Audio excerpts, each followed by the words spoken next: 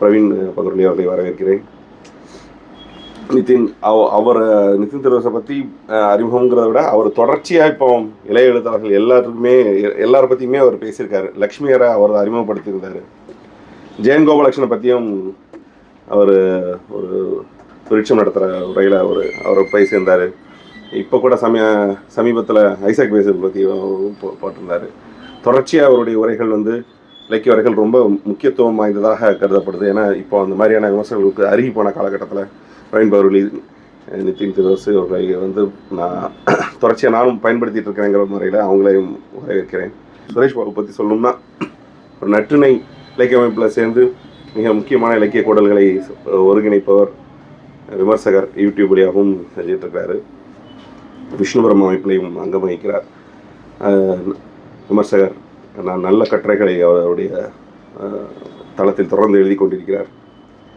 அடுத்ததாக இப்போ 2 சிறைத்தொகுப்பை பற்றி பேசணும்னா ஆத்தென்டிக்காக ஒரு படைப்பாளி நம்மளை அதுக்கு ஒரு என்டோர்ஸ்மெண்ட் பண்ணணும் அப்படின்னு நினச்சா ஒபியஸ்லி எனக்கு மைண்டில் ஃபஸ்ட்டு வர்றதே என்சி ராமண்ணன் தான். ஏன்னா எங்களுக்குள்ள ஒரு கொடுக்கல் வாங்கல் ரொம்ப நாளாக பெண்டிங்லேயே இருக்குது. அது இந்த வருஷம் நான் மிஸ் பண்ணிட்டேன். அவர் ஒன்று சொல்லியும் ஒரு குறுங்கதை ஒரு குறுநாள் ஒன்று சொல்லவும் நான் அந்த மனநிலையில் ஏதோ வகையில் மிஸ் பண்ணிட்டேன். இந்த வருஷம் நான் தான் மன்னிப்பு கேட்கணும். ஆனால் அவர் சொல்லி தான் இந்த தடவை புலிசாரைங்கிற புத்தகம் ஒரு குறுநாவல் போட்டேன். அது மக்கள் பதிப்பாக வருது, நல்ல செயலாகிட்டு இருக்குது. இன்னைக்கு அவர் ஒரு தொடர்ச்சியாக யாவரும் பதிப்பது மீது ஒரு பெரிய கன்சர்ன் வச்சுருக்கிறார். அவருடைய ஆதரவு பெரிய விதத்தில் எங்களுக்கு உதவியாக இருக்குது, எப்போதும் இருக்கும். ஸோ இன்சிராம் அவர்களையும் வரவேற்கிறேன். 2 எழுத்தாளரை பற்றி சொல்லணும்னா இவரையுமே சேர்த்து சொல்லலாம். இங்கே தமிழவன் அண்மையில் என்ன அழைத்து பேசியிருந்தார், வைரவனோட உரையை கேட்டுட்டு இருந்தேன் அப்படின்னு. அப்புறம் நீங்கள் எத்தனை நார்வேல் எழுத்தாளர்களை தான் போட்டிருக்கீங்க அப்படின்னு கேட்டாங்க. என்ன நான் அப்போ பார்த்தா நான் கோயம்புத்தூரில் ஒரு 7 புக் ரிலீஸ் பண்ணேன்.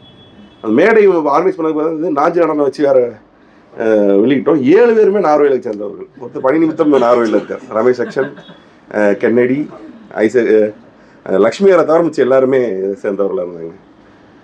அதனால தான் அவர்கள் அவர் விருது போயிடுச்சோன்னு கூட அதை யோசிக்கலாம். என்னன்னா எப்படி இவ்வளவு நார்வேல் எழுத்தாளர்கள் நம்ம கண்டுபிடிச்சோம் அப்படின்னா, நான் பிறந்தது நார்வேல் தான். ஆமாம், நம்ம யாவரும் கிடையாது, சும்மா கிடையாது. எல்லா ஊர்லேயும் ஒரு வரலாறு வச்சுருக்கேன் நான்.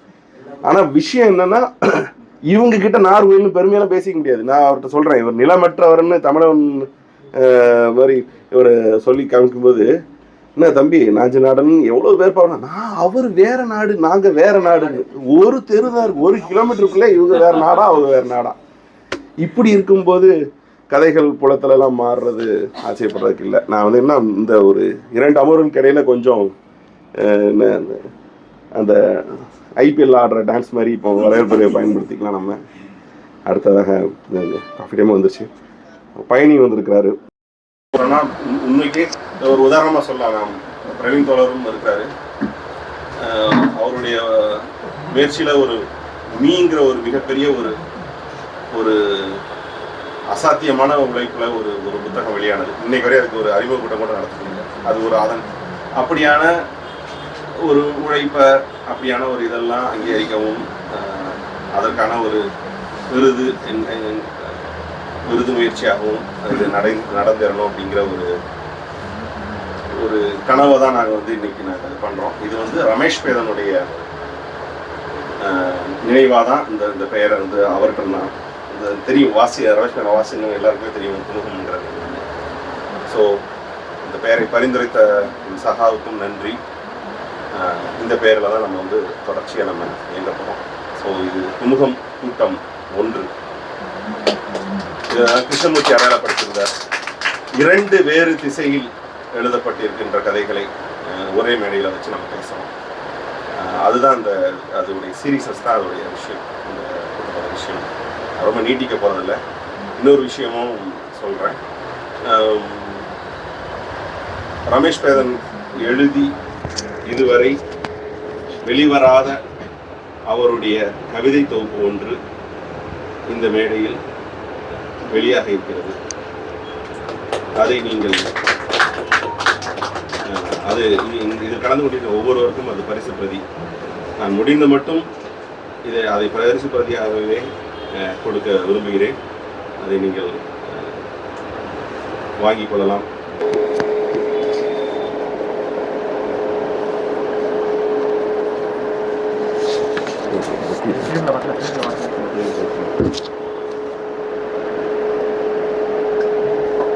நீ மெய்யாடு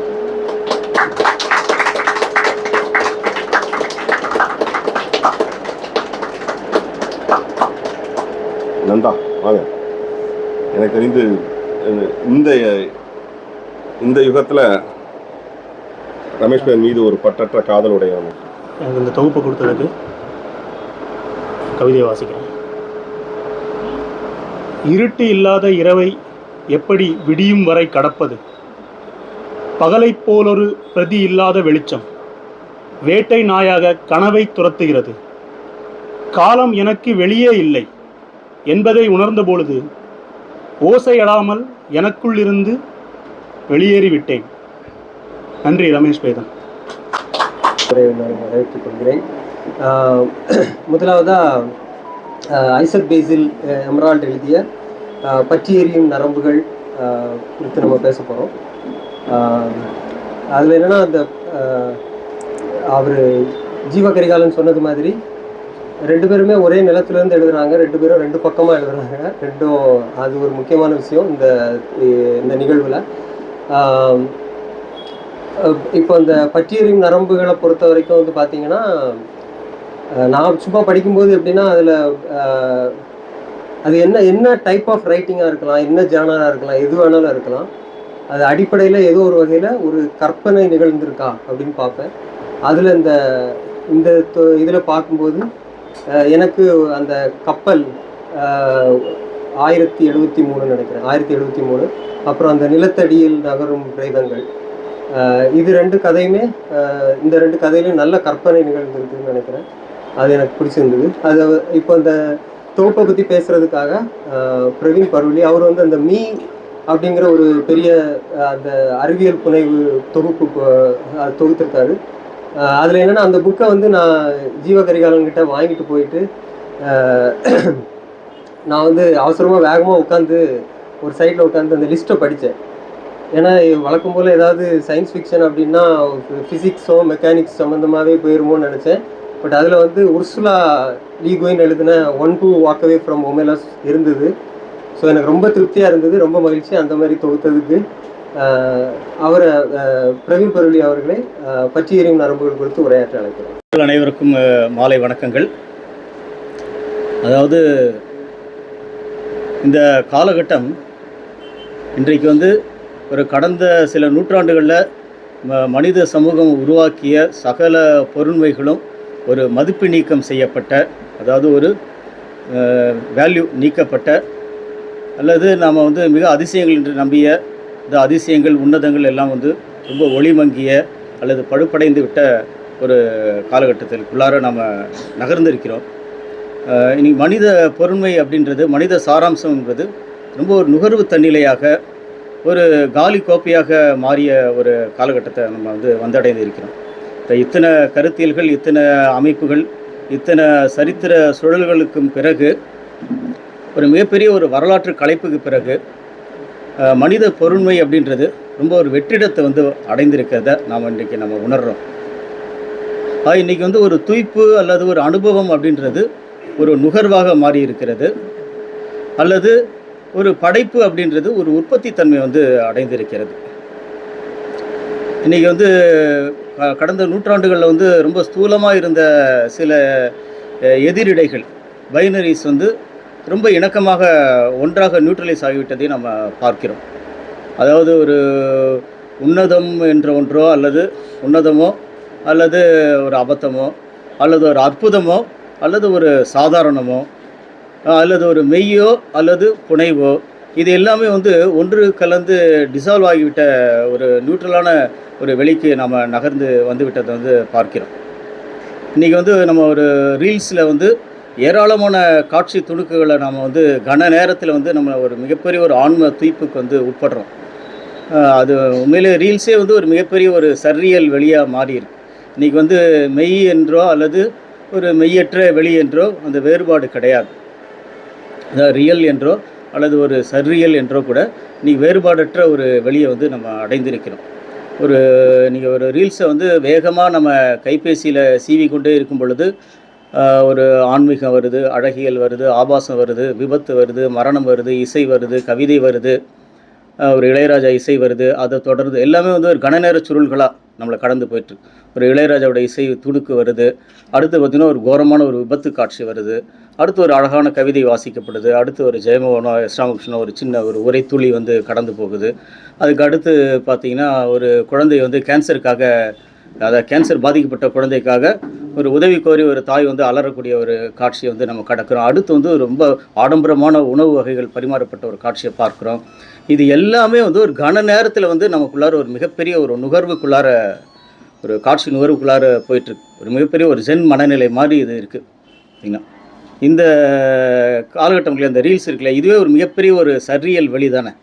இப்போ இந்த காலகட்டத்தில் இப்படி வந்து வரலாற்றுடைய மிகப்பெரிய கண்டுபிடிப்புகள், பயணங்கள் எல்லாம் வந்து ஓய்ந்து ஒரு மிகப்பெரிய ஒரு சோர்வு அடைந்த ஒரு ஹேங்கோவர் மாதிரியான ஒரு காலகட்டத்துக்குள்ளார நம்ம நுழைந்திருக்கும் பொழுது, நாம் வந்து மீண்டும் நம்மளுடைய சுய அனுபவத்தை மட்டுமே முன்வைத்து, அல்லது நம்மளுடைய சுய வாழ்வை மட்டுமே முன்வைத்து, நம்மளுடைய வீடு, அலுவலகம், அரசு அப்படின்ற இந்த 3 புள்ளிகளுக்குள்ளார நம்மளுடைய சுய வேட்கையை, நம்மளுடைய சுய கனவையே வந்து ரொம்ப திரும்ப திரும்ப வந்து பிரஸ்தாபித்து கொண்டு, தொடர்ந்து யதார்த்தவாத கதைகளை, அன்றாட வாழ்க்கையுடைய இது ஆவணங்களை, தஸ்தாவேஜுகளை வந்து நம்ம தொடர்ந்து கதைகளாக வைக்க முடியாத ஒரு சூழல் வந்து இன்றைக்கி இருக்குது கட்டாயமாக. ஸோ இந்த இடத்துல தான் வந்து இந்த பற்றி எரியும் நரம்புகள் அப்படின்ற ரொம்ப பரிசோதனையான, ஏன்னா இந்த புதிய யதார்த்தத்தை, இந்த புதிய பரப்பை வந்து நம்ம நிச்சயமாக எதிர்கொண்டாகணும்.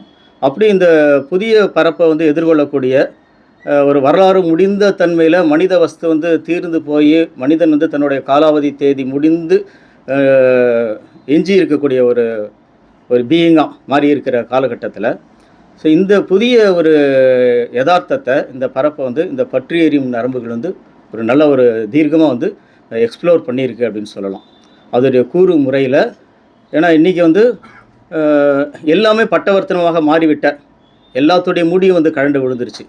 அதனால் வந்து ரகசியங்களே கிடையாது, எல்லாமே பட்டவர்த்தனமாக மாறிடுச்சு. எல்லாமே ரொம்ப வெளிச்சமாக மாறிவிட்டது. ரகசிய வழிகளே இல்லாமல் போயிட்ட ஒரு காலகட்டத்தில் ரொம்ப வினோதத்தன்மையும், ஒரு கனவுத்தன்மையும், ஒரு சரியலான ஒரு யதார்த்த காட்சிகளையும் வந்து பிடித்து, ஆனால் உள்ளடக்க ரீதியில் பார்த்திங்கன்னா உண்மையிலே மனித சமூகத்துடைய, ஏன்னா நம்ம அறம், அழகு, நீதி போன்ற ஜோடனைகள் வந்து நம்ம கட்டி வைத்திருந்தால் கூட, உள்ளுக்குள்ளார மனித சாரம் அப்படின்றது மிகப்பெரிய வேட்டையும், அபகரிப்பும், மிகப்பெரிய அதிகாரமும், தன்முனைப்பும் கொண்டதாக தான் இருக்குது. மிகப்பெரிய காமமும் விழைவும் கொண்டதாக தான் இருக்குது. அதை வந்து இந்த கதை வந்து ரொம்ப அற்புதமாக, இந்த 10 கதைகளும் வந்து ஒரு பெரிய ஒரு எக்ஸ்ப்ளோரேஷன் வந்து பண்ணியிருக்கு அப்படின்னு சொல்லலாம்.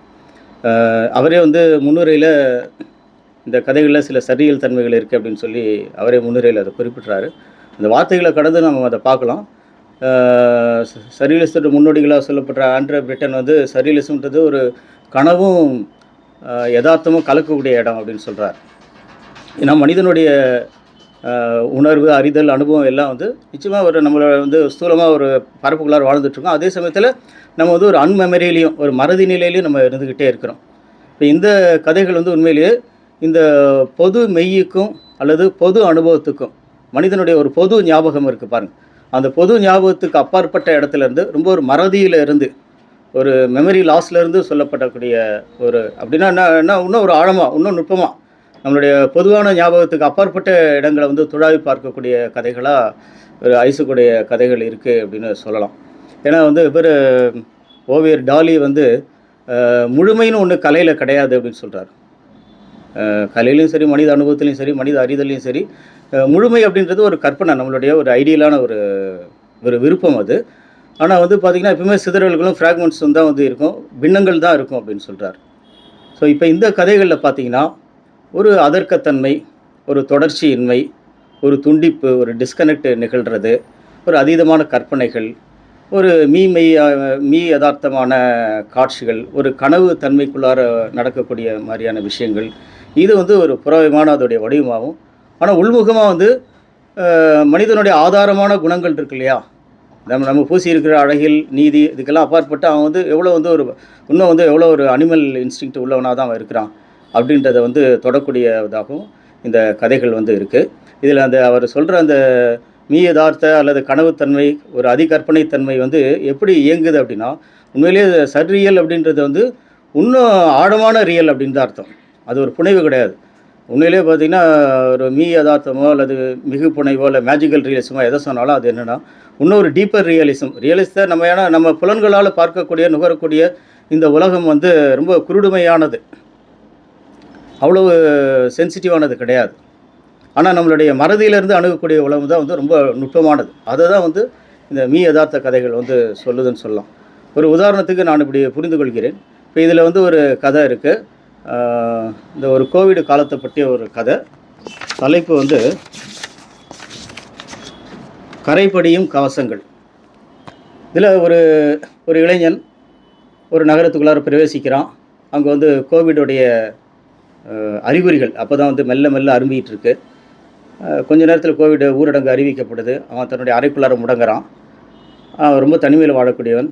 அவனுடைய கைபேசி வந்து அவனுடைய கழிவறைக்குள்ளார தவறி விடப்படுது. உடனே அவன் கைபேசி அந்த ஈரத்தோடு அகழ்ந்து எடுத்து அவன் வந்து அதை ஒரு அரிசி மூட்டைக்குள்ளார அடைச்சி வைக்கிறான். அப்புறம் அந்த தனிமையை அவன் எதிர்கொள்கிறான். இது வரைக்கும் அப்படி ஒரு தனிமையை நம்ம எல்லாருமே கோவிட்டில் வந்து இப்படிப்பட்ட ஒரு தனிமையை நம்ம யாருமே எதிர்கொண்டது கிடையாது. அவ்வளோ ஓசைகளும் குரல்களும் நம்மளுக்குள்ளார இருந்து கேட்டுட்டு இருந்த நம்ம ஒரு காலகட்டம். அப்போ அந்த அறைக்குள்ளார அவனுடைய வந்து ரொம்ப மாயாதீதமாக ஒரு பாம்பு வந்து ஒரு மலைப்பாம்பு வந்து அவனுடைய வாழத் தொடங்குது. திடீர்னு மேஜிக்கலாக அவனுடைய போர்வைக்குள்ளே இருந்து ஒரு மிகப்பெரிய மலைப்பாம்பு வெளிப்படுது. அந்த மலைப்பாம்பு அவனும் வந்து கோஎக்ஸிஸ்ட் ஆகுறாங்க. அது கூடயே இருக்கிறான். அதுக்கு அவன் உணவு பரிமாறுறதுல அவனுடைய கேள்விகளாக மாறுது.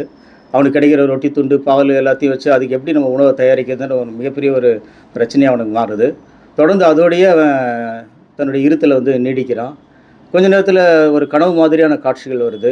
அதில் வந்து உத்தரத்திலேருந்து ஒரு நிர்வாணமாக ஒரு பெண் வந்து தொங்கிட்டு இருக்கிறா. சூழ் கொண்ட பெண், கர்ப்பிணி பெண். அவளுடைய யோனியிலேருந்து தொப்புள் கொடியோடு ஒரு குழந்தை வந்து தொங்கி கீழே இறங்கிட்டு இருக்கு. இந்த ரத்த துளிகள் அவன் மேலே விழுந்துட்டுருக்கு. இப்போ இந்த காட்சிகள்லாம் இருக்கு இல்லையா, இதை எப்படி அவர் அந்த கதையை அடுத்து கொண்டு போகிறாருன்னா, அப்புறம் மெல்ல மெல்ல அந்த மலைப்பாம்பு வந்து ஒரு விஷப்பாம்பா ஒரு ராஜநாகமாக அது இடம் வரைஞ்சி அதுமாரி மாறிட்டு இருக்க மாதிரி ஒரு டிரான்ஸ்ஃபார்மேஷன் நடந்துகிட்ருக்குது. அப்புறம் ஓரளவுக்கு ஊரடங்கு விலக்கப்பட்டு ஒரு சில ரிலாக்ஸேஷன் வந்த உடனே தன்னுடைய கைபேசியை கொண்டு போய், அதாவது ரொம்ப மேஜிக்கலான விஷயங்களோட ரொம்ப சாதாரணமான விஷயங்களும் உள்ளார வந்துக்கிட்டே இருக்கும். எல்லா கதையிலையுமே பார்க்கலாம். ரொம்ப கனவு மாதிரியான விஷயங்கள் இருக்கும். ரொம்ப சாதாரணமான அன்றாட வாழ்க்கை சம்மந்தப்பட்ட விஷயங்களும் பேரலாக வந்துக்கிட்டே இருக்கும். வெளியே போகிறான். அப்போ அவனுடைய முகக்கவசம் வந்து ரத்தக்கரை படிந்திருக்கு. அது ஒரு பெண் வந்து ரொம்ப ஒரு வசைச்சொல்லோடு அவனை சொல்கிறா. இந்த கதை இருக்கு இல்லையா, ஒருவேளை வந்து இதே அனுபவத்தை நம்ம எல்லோரும் ஒரு அறைக்குள்ளார முடக்கப்பட்ட அந்த அனுபவத்தை வந்து ஒரு நேரடியான யதார்த்தவாத கதை சொல் முறையில், நேரடியான மொழியில், ஒரு அன்றாட வாழ்க்கையோடைய ரிதம் இருக்கு இல்லையா, அதில் நம்ம சொல்லியிருந்தால் இவ்வளவு டெப்த்து வந்திருக்குமான்னு சொல்ல முடியாது. இந்த கதையில் வந்து அவனுடைய தனிமையும் சரி, அவனுடைய கொந்தளிப்பும் சரி, கோவிட் காலகட்டத்துடைய ஒரு மிகப்பெரிய மனப்பதற்றம் இருக்கு இல்லையா, ஒரு மிகப்பெரிய இருட்டு இருக்குது பாருங்கள், அதை வந்து இந்த சரியல் எலிமெண்ட்ஸ் வழியாக ஒரு மலைப்பாம்பு அவன் கூடியே இருக்குது இல்லையா, ஒரு உருவமாக எடுத்துக்கலாம். நம்மளுடைய தனிமை தான் அந்த மலைப்பாம்பு. நம்ம இது வரைக்கும் நம்ம அந்த மலைப்பாம்பு நம்ம கூட எப்பயுமே இருந்துகிட்டு தான் இருக்குது. நார்மல் லைஃப்பில் இருந்துகிட்டே இருக்குது. ஆனால் நமக்கு அது இன்விசிபிளாக இருக்குது. ஆனால் ஒரு கோவிட் காலகட்டம் வந்து நமக்கு விசிபிளாக அவ்வளோ பெரிய பிரம்மாண்டத்தை நம்ம கூடயே இருக்கிற மலைப்பாம்பை நம்மளுடைய தனிமை வந்து நமக்கு காட்டி கொடுக்குற இடமா இருக்குது. அதோடு நம்ம வாழ்வது மிகப்பெரிய ஒரு பயமாக இருக்குது. கோவிட் இல்லாத காலத்தில் அந்த மலைப்பாம்பு வந்து இன்விசிபிளாக மாறிடுது. அப்போ இந்த ஒரு அனுபவத்தை வந்து இன்னும் டெப்த்தாக சொல்கிறதுக்கு, இன்னும் கனமாக சொல்கிறதுக்கு, இன்னும் கூட வந்து அந்த தனிமையை அடர்த்தியாக சொல்வதற்கு இந்த சர்ரியல் எலிமெண்ட்ஸ் இருக்கு இல்லையா, அது வந்து ரொம்ப துணை புரியறதை நம்ம பார்க்குறோம். இன்னும் ஆழமாக நுட்பமாக. ஏன்னா இதுதான் வந்து நம்மளுடைய மறதியில் இருக்கக்கூடிய விஷயங்களாக இருக்குது. அதே மாதிரியே இது வந்து ரொம்ப கொஞ்சம் சீரியஸான ஒரு நோட்டில் சொல்லப்பட்ட கதையாக இருக்குது. இதே மாதிரியான ஒரு காட்சிகள் கலைச்சி ஒரு கற்பனையுடைய ஒரு தெரிப்புகள்லேருந்து, ஒரு ஃப்ராக்மெண்டடான காட்சிகள்லேருந்து ஒரு அங்கதமான கதையை வந்து எழுதியிருக்கிறார். அந்த கதை வந்து ஒரு பற்றி எரியும் நரம்புகள். அதுதான் இதோடைய தலைப்பு பார்த்திங்கன்னா. ஸோ அந்த பற்றி எரியும் நரம்புகள் வந்து ஒரு உருவகமான கதையாக சொல்லப்படுது, ஒரு உருவக அங்கதமாக சொல்லப்படுது. ஒரு திரை உலகம் எப்படி இருக்குது, ஒரு ஊடகங்கள் எப்படி இருக்குது, இன்றைக்கி வந்து ஒரு அதிகாரம் எப்படி செயல்படுது, ரசனைன்றது எந்த அளவுக்கு மலினப்படுத்தப்பட்டிருக்கு, இது எல்லாத்தையும் ஒரு உலக பொதுவாக இருக்கக்கூடிய எல்லா அரசியலையும் வந்து ஒரு குதிரை வந்து ஒரு அருமையான அற்புதமான ஒரு ஹை எண்டு காரில் வந்து ஒரு குதிரை வந்து இறங்குது அற்புதமாக. இந்த காட்சி அற்புதமான ஒரு கேரிகேச்சராக ஒரு கார்ட்டூனாக இருக்குது பார்த்தீங்கன்னா. அற்புதமான ஒரு ஹை எண்டு காரில் வந்து இறங்குது, நீச்சல் குளத்துக்கு போகுது. கூட வந்து ஒரு நரிகளுடைய கூட்டமும் வருது. அங்கே வந்து அது வைன் மாதிரி மனிதனுடைய ரத்தத்தை வந்து உறிஞ்சி குடிச்சிக்கிட்டு இருக்குது. அங்கே மூளை வந்து பரிமாறப்படுது, மனித மூளைகள், திறந்த மனித மூளைகள். அதுக்கு மேலே நிறைய காட்சிகள் வந்து பொதிக்கப்படுது, காட்சி பிம்பங்கள் வந்து பொதிக்கப்பட்டது. ஸோ இன்றைக்கி நம்ம எதிர்கொண்டு இருக்கக்கூடிய ஒரு கலாச்சார ஒரு சலனங்களை வந்து ரொம்ப ஒரு சிம்பாலிக்கலான ஒரு அங்கதமாக ஒரு சட்டையராக வந்து அதில் வந்து அவரால் மாற்றி சொல்லப்படுது. நான் அப்படி எடுத்துக்கிறேன். அதில் வந்து நரியும் பரியும் நம்ம ஏற்கனவே நம்ம மரபில் இருந்தது தான், நம்ம மாணிக்கவாசகருடைய கதையில் வரக்கூடியது. ஸோ இதில் வந்து நரி பரின்றது வந்து அந்த குதிரை வந்து ஒரு ஸ்தூலமான அதிகாரம் இருக்கு இல்லையா, அதிகாரம் வந்து ரொம்ப பௌதிகமாக செயல்படுது இல்லை, அதோடைய ஒரு வடிவமாகவும் அந்த நரின்றது வந்து அதிகாரத்தோட ஒரு சூட்சும வடிவமாகவும் ஒரு தந்திரம் இல்லையா, ஒரு சூட்சமாக இயங்குறது இல்லையா, இன்விசிபிளாக இயங்குது இல்லையா, அப்படியும் நான் வந்து அந்த கதையை வந்து எடுத்துக்கிறேன்.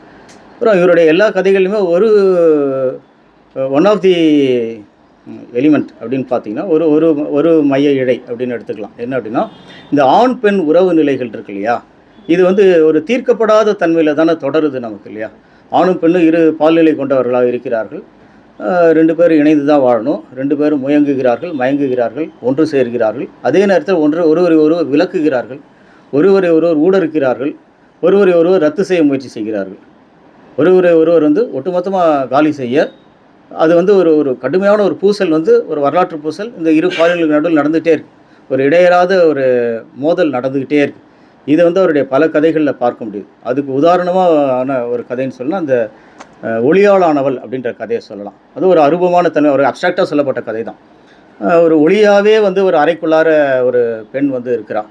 அவன் வந்து அவனை மூச்சு முட்டை வைக்கிறா, அவனை வந்து துரத்துறா, அவனை வந்து டீஸ் பண்ணுறா. இவனுக்கும் அவளுக்கும் வந்து ஒரு மிகப்பெரிய ஒரு யுத்தம் வந்து நடக்குது. இவனுடைய வாயை வந்து அவள் கபலீகரம் பண்ணிவிட்டு அந்தரத்தில் மிதக்க விட்றா. அவனுடைய மொழியை அவனுடைய பிரஞ்சையை காலி பண்ணுறான், அவரோட தன்னோட காலி பண்ணுறான்றது தான்.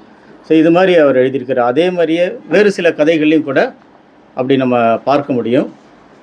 அதற்கு பிறகு இந்த கதைகளில் எனக்கு ரொம்ப நம்ம ஒவ்வொரு வாசகருக்கும் ஒரு தனி மன உலகம் உண்டு, ஒரு தனி மன அமைப்பு உண்டு. அதை நாம் நிச்சயமாக தேடுவோம். இந்த கதைகள் வந்து மையமற்ற கதைகளாக இருந்தால் கூட நம்ம ஏதோ ஒரு மையத்தை வந்து நம்ம கற்பித்து கொள்ள விரும்புவோம் இல்லையா. அப்படி எனக்கு ரொம்ப பிடித்த இடமா இருந்தது வந்து இதில் வந்து ஒரு மனித மையம் கடந்த ஒரு பரப்பு வந்து இந்த கதைகளில் நிறையா இருக்குது. ஏன்னா நம்மளுடைய மொழியாக இருந்தாலும், கலையாக இருந்தாலும், தத்துவமாக இருந்தாலும், மதமாக இருந்தாலும், நவீன கோட்பாடுகளாக இருந்தாலும் கூட எல்லாமே வந்து மனிதனை மையமாக வைத்து தான் கட்டமைக்கப்பட்டிருக்கு. மனிதனுடைய ஞாபகம் தான் இந்த பிரபஞ்சத்துடைய ஒரு ஒட்டுமொத்த ஒரு வடிவமாக இருக்கிறத நம்ம பார்க்குறோம். ஆனால் மனித ஞாபகம், மனித மையம்ன்றது ரொம்ப ஒரு சலிப்பான இடத்துக்கு வந்துட்டோம். இன்றைக்கி நம்ம வந்து ஒரு மிகப்பெரிய ஒரு ஈவில் ஃபோர்ஸாக இன்றைக்கி மாறிட்டோன்றதை நம்ம எல்லாருமே உணர்கிறோம். அப்போ ஒரு மனிதனற்ற ஒரு ஆமனிதமான அட்லீஸ்ட் அந்த மனித மையத்தை கொஞ்சம் நகர்த்துறது. எப்படி வந்து பூமியோடைய மையம் நகர்த்தப்பட்ட போது உலகத்தில் வந்து அறிவியலில், தத்துவத்தில், கலையில் எல்லாத்துலேயும் வந்து ஒரு பெரிய ஒரு ஃப்ரீடம் உருவாகுது இல்லையா, ஒரு பெரிய ஒரு எக்ஸ்பீரியன்ஸ்க்கான ஒரு பெரிய வெளி உருவாகுது இல்லையா. ஏன்னா பூமியோட மையம் காலியாகும் போது, அதே மாதிரி மனித மையம் காலியாகும் போதும், ஏன்னா மனிதன் வந்து இந்த பிரபஞ்சத்துக்கே பொறுப்பேற்று கொண்டு இந்த பிரபஞ்சத்தோட மொத்த ஸ்பிரிச்சுவாலிட்டிக்கும் தன்னை மையமாக வச்சுக்கிட்டு மிகப்பெரிய ஒரு வலிகளையும் துயரங்களையும் மொத்த பிரபஞ்சத்தையும் நம்ம தோளில் தூக்கி சுமக்கக்கூடியதாக ஹியூமன் செல்ஃப்ன்றது இருக்குது. ஆனால் அதுலேருந்து ஒரு சின்ன லிபரேஷனை அதை விடுவிச்சுட்டு மனிதனற்ற இடங்கள் இருக்கு இல்லையா, மனிதனற்ற உயிர்கள் இருக்குல்ல, மனிதனற்ற அசேதன பிரபஞ்சம், ஒரு உயிரின பரப்பு, இதை வந்து நிச்சயமாக நம்ம அடுத்த கட்டத்தில் இலக்கியங்கள் அதை நோக்கி போகக்கூடிய ஒரு சாத்தியங்கள் இருக்குது. உலகம் முழுக்க அப்படி ஒரு பேரலல் ஸ்பேஸ் எல்லா காலகட்டத்திலையும் இருந்து வந்திருக்கு.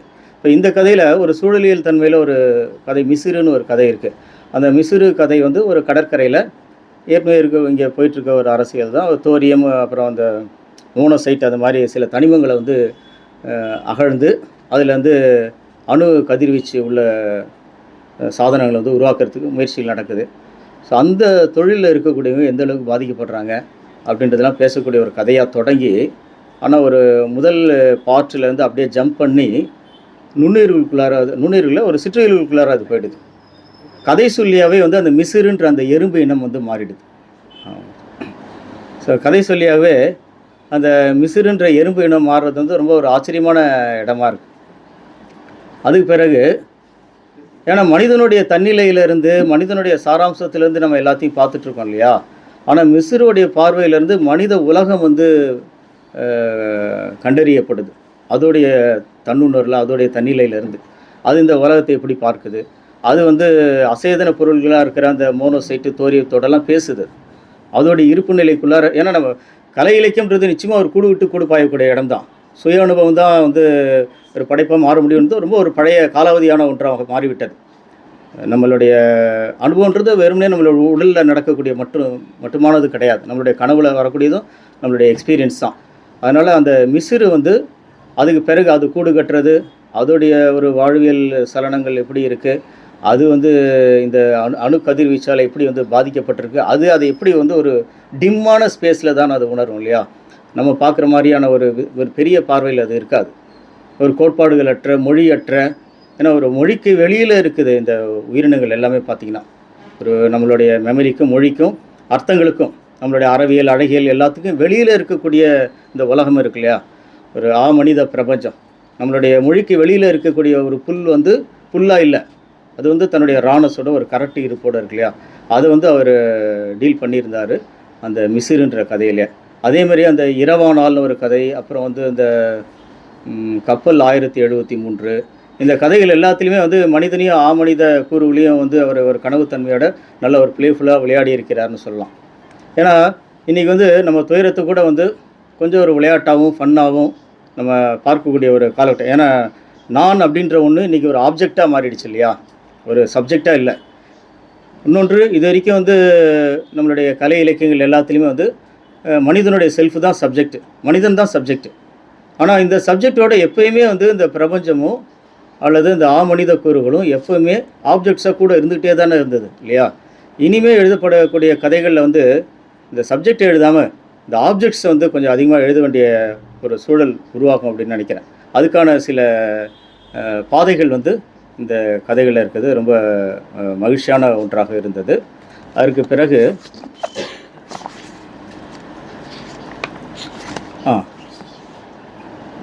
அதனால் இந்த மொத்த கதைகளையும் வந்து தொகுத்து பார்க்கும் பொழுது இது வந்து இன்றைக்கி வந்து சுய அனுபவத்தை, தன் அனுபவத்தை, மனித அனுபவத்தை மட்டுமே வைத்து நாம் அந்த வரலாறை மீண்டும் மீண்டும் ஏதோ ஒரு விதத்தை அர்த்தப்படுத்த முயற்சி செய்கிறோம். ஆனால் இன்றைக்கி எல்லாமே ஒரு ஓய்ந்து விட்ட, ஏன்னா இன்றைக்கி எல்லாமே ஒரே டேபிள்குள்ளார வந்துட்ட மாதிரியான ஒரு ஃபீலிங்கில் நம்ம இருக்கிறோம். ஒரு செவ்வியல் காலம் இருந்துச்சு, பக்தி காலம் இருந்துச்சு, நீதி காலம் இருந்தது, அப்புறம் இந்த மாடர்னிசம் வந்தது இல்லையா. ஒரு மாடர்னிசத்தின் மீதான கேள்விகள் வந்தது, பொது உடைமை மாதிரி ஒரு மிகப்பெரிய கனவு வந்தது, அதுக்கு பிறகு போஸ்ட் மாடர்ன் தாட்டு, இப்படி நிறைய எத்தனையோ சிந்தனை அலைகள் கடந்து இன்றைக்கி வந்து நம்ம வந்து இதை ஒரு பிற்சிந்தனை காலகட்டத்தில் நம்ம இன்றைக்கி வந்தடைந்திருக்கிறோம். இன்றைக்கி வந்து மறுபடியும் வந்து ரொம்ப துயரத்தையும் நம்மளுடைய ரியாலிட்டியும் வந்து அப்படியே நேரடியாக சொல்ல முடியாத இடத்துக்கு வந்ததுனால நிச்சயமாக இன்றைக்கி உலகமே வந்து சர்ரியலாக மாறிடுச்சு. ஆனால் சர்ரியல்ன்றது ரொம்ப ரியலாக மாறிடுச்சு, ஒரு நார்மலைஸ் ஆகிடுச்சு. சர்ரியல்ன்றது நார்மலைஸ் ஆகிடுச்சு. அதனால் உண்மையிலே இன்றைக்கி வந்து இந்த கதைகளில் இருக்கக்கூடிய பரிசோதனை இருக்கு இல்லையா, அது ரொம்ப ரொம்ப முக்கியமான ஒன்று அப்படின்னு நினைக்கிறேன். ஒரு விமர்சனமாக இல்லை, ஒரு சில அப்சர்வேஷனாக சொல்லணும் அப்படின்னா, இந்த கதைகளில் மொழியை பயன்படுத்தும் போது இன்னும் கொஞ்சம் ஒரு சில இடங்களில் கவனமாக இருந்திருக்கலாம் அப்படின்னு தோணுது. சில இடங்களில் வந்து ரொம்ப ஜெனரிக்காக பயன்படுத்துகிறார் சில சொற்களை. உதாரணத்துக்கு ஒலிகள் அப்படின்னு சொல்லும்பொழுது பல இடங்களில் ஒலிகள் அப்படின்னு பயன்படுத்துகிறார். அந்த இடத்துல அது வந்து இறைச்சலாக இருக்கா, இல்லை சப்தமாக இருக்கா, ஒரு அரவமாக இருக்கா, ஓசையாக இருக்கா அப்படின்னும் போது இன்னும் கொஞ்சம் அந்த டெப்த் வந்து அந்த குறிப்புத்தன்மை வந்து கிடைக்க வாய்ப்பு இருக்குது அப்படின்னு நினைக்கிறேன்.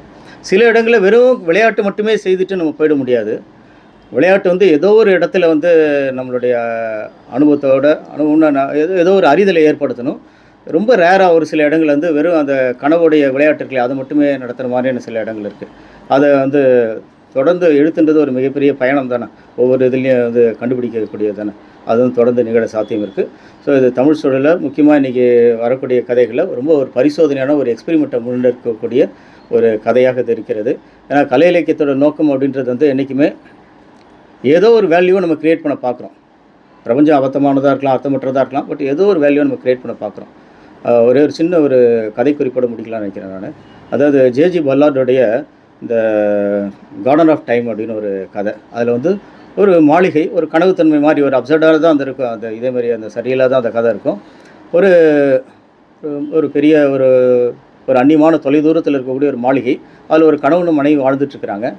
அப்போ தூரத்தில் பார்த்தீங்கன்னா அந்த அடிவானத்தில் ஒரு பெரிய கும்பல் கடுமையான ஆயுதங்கள்லாம் எடுத்துக்கிட்டு இந்த மாளிகையை நோக்கி வந்துக்கிட்டே இருப்பாங்க. எப்போ அவங்க வந்து அந்த உப்பரிகை இருக்குல்லையா, பால்கனி, அதில் போய் நின்று பார்த்தாலுமே தூரத்தில் ஒரு மங்கலான தோற்றத்தில் ஒரு மிகப்பெரிய ஆர்மி வந்து ஒரு கும்பல், ஆக்சுவலாக ஆர்மி கூட ஒரு கும்பல் வந்து கடுமையான ஆயுதங்கள்லாம் தூக்கிட்டு இந்த மாளிகையை நோக்கி தாக்குறதுக்கு வர்ற மாதிரியான காட்சியை பார்த்துக்கிட்டே இருப்பாங்க. ரொம்ப திகிலடைவாங்க. அப்போ இவங்களுடைய தோட்டத்தில் பார்த்தீங்கன்னா சில மாய மலர்கள் இருக்கும். அந்த மலருக்கு ஒரு விசித்திர சக்தி இருக்கும். ஒரு மலரை பறித்தால் அந்த மலரால் காலத்தை வந்து தள்ளி போட முடியும், காலத்தை வந்து கொஞ்சம் பின்னகர்த்த முடியும் பார்த்தீங்கன்னா. ஸோ இவர் வந்து ஒரு மலரை வந்து பறித்து பார்ப்பாங்க அந்த தம்பதிகள். அந்த மலர் வந்து கொஞ்ச நேரத்தில் இப்படியே டிசால்வ் ஆகிடும். அப்போ அவங்க அடைந்திருந்த அந்த எல்லை இருக்குல்லையா, அந்த எல்லை வந்து பின்னகர்த்தப்பட்டிருக்கும். அந்த கும்பல் எது வரைக்கும் வந்து இப்போ ஹாரிசானில் வந்துருப்பாங்க இல்லையா, அவங்க கொஞ்சம் தூரம் பின்னாடி போயிருப்பாங்க பார்த்தீங்கன்னா. ஸோ ஒவ்வொரு முறையும் ஒரு மலரை பறிக்கும், அவங்க ரொம்ப நெருங்கி வருவாங்க மாளிகையை. ஒரு மலரை பறித்த உடனே அவங்க அங்கேருந்து அப்படியே ரிட்ரீட் ஆகி ரொம்ப பின்னோக்கி, ஏன்னா காலம் ஒவ்வொரு முறையும் பின்னோக்கி இழுக்கப்படுது, அப்படி பின்னோக்கி போயிட்டே இருப்பாங்க. கடைசியாக எல்லா மலர்களும் தீர்ந்துடும்.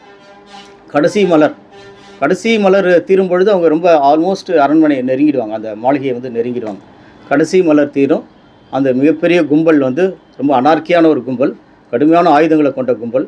அவங்க அப்படியே அந்த மாளிகைக்குள்ளார பிரவேசிப்பாங்க. ஊடுருவி எல்லாத்தையும் இடித்து தள்ளிட்டு உள்ளார போய் பார்த்தா அந்த கணவனும் மனைவியும் வந்து சிலைகளாக மாறி இருப்பாங்க. இந்த கதை வந்து நிறைவடை.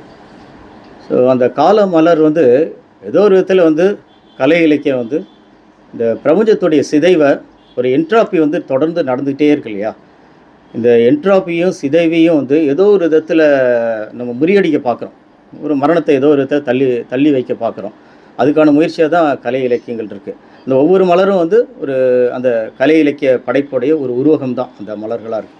ஸோ எந்த ஒரு படைப்பு வந்து ஒரு பெரிய பரிசோதனையோட, ஒரு பெரிய கனவோட, ஒரு எழுத்து வெளிக்குள்ளார, வாசிப்பு வெளிக்குள்ளார வரும்பொழுதும் அதை எதிர்கொள்கிறது வந்து இந்த மிகப்பெரிய ஒரு சிதைவை, இந்த ஒழுங்கின்மையை நம்ம ஏதோ ஒரு இடத்துல ஒரு சமநிலைக்கு உட்படுத்த பார்க்குறோமா, ஏதோ ஒரு இடத்துல ஒரு மீனிங்கும் வேல்யூவும் நம்ம கொடுக்க பார்க்குறோமா அப்படின்றதாக தான் வந்து அந்த முயற்சிகள் வந்து இருக்கணும் எப்பயுமே.